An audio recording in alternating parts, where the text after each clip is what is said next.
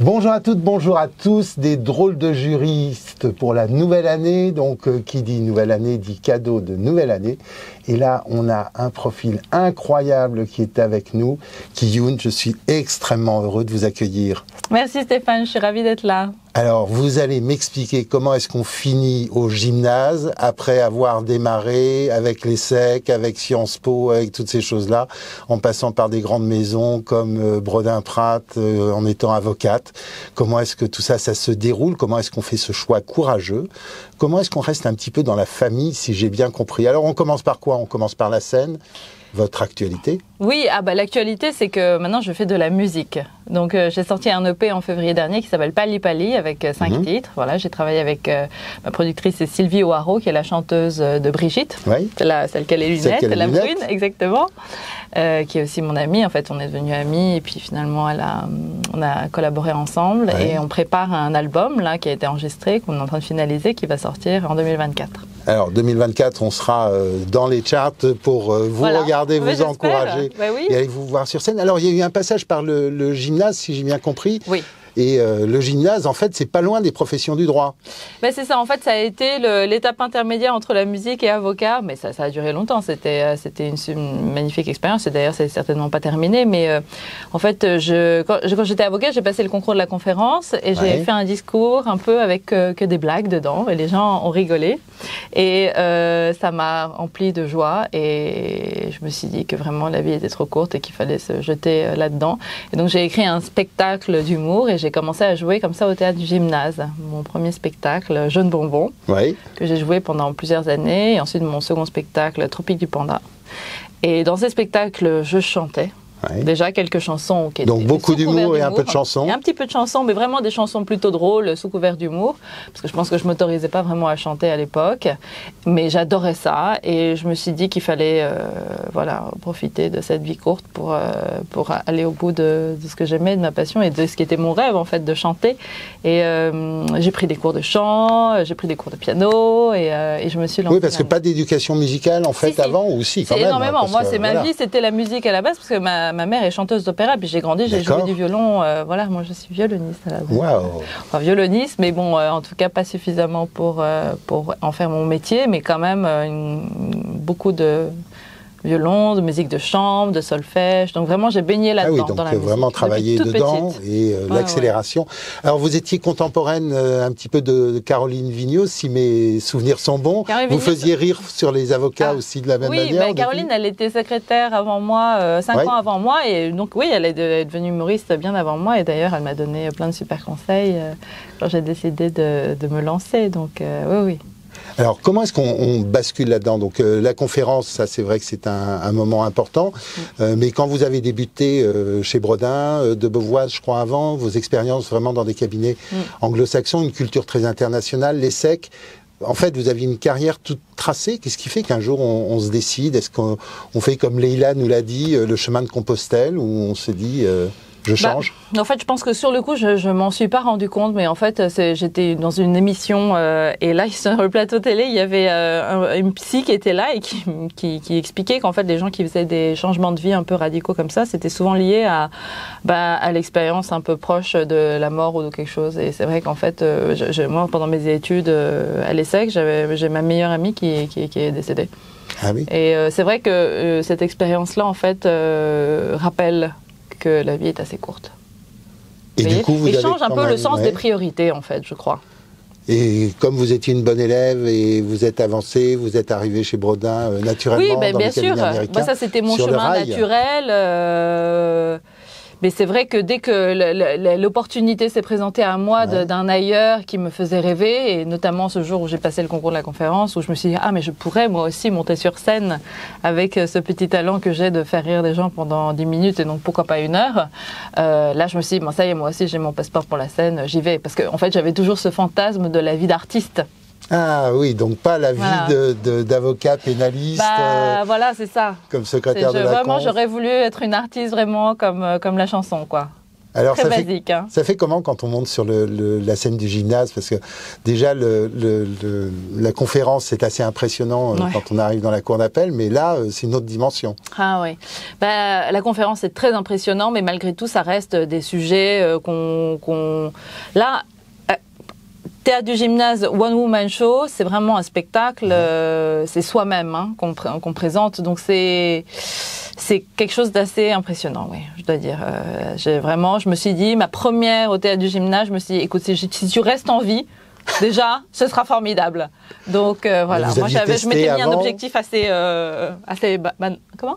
Oui, pardon, je vous ai interrompu. Oui, j'avais mis quelque chose d'assez...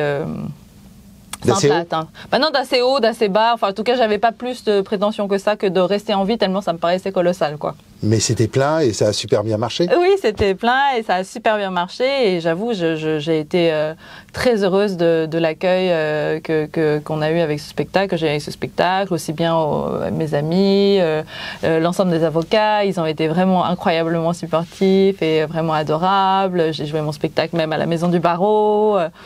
Donc vraiment, c'était génial. Ouais. J'ai été très soutenue, ça m'a fait vraiment chaud au cœur. Revenu faire un petit tour au mois de juin, je crois, chez Bredin. Ça devait être émouvant de chanter avec vos amis. Ah là, c'était foufou parce que je suis allée faire un concert en juin dernier dans les nouveaux locaux d'ailleurs de Bredin-Prat, parce qu'à l'époque, moi, j'étais au 130 rue du Faubourg et maintenant ils sont au Quai d'Orsay. C'était rigolo parce qu'il y avait vraiment tous mes amis de l'époque qui sont quand même pour la plupart, ils sont toujours là, et avec mon ancienne équipe, mon ancienne boss, mon ancienne co-bureau, enfin tous les copains quoi. Donc non, c'était super. Bon, alors,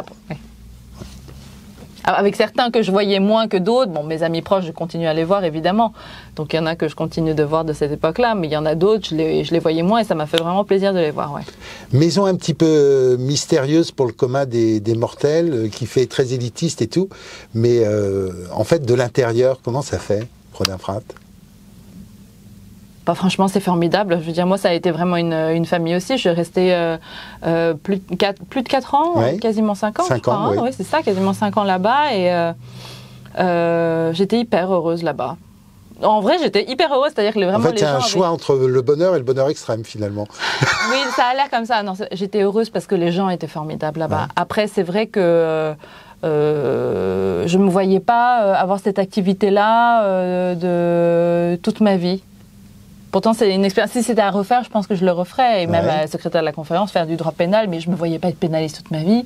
Et je ne me voyais pas non plus faire du droit des affaires toute ma vie. Voilà. Oui, parce que plusieurs expériences, plusieurs cas à votre arc, en fait, le problème, c'est que vous avez trop de talent, c'est ça? Oh, j'aimerais bien, c'est gentil, c'est joli, mais c'est sympathiquement dit, Stéphane. Non, c'est pas ça. Mais c'est juste que, oui, moi, je trouve que vraiment, j'aimerais pouvoir vivre 1000 vies et qu'on puisse vivre 1000 ans, mais ce n'est pas le cas. Oh, déjà, vous êtes quand même bien parti.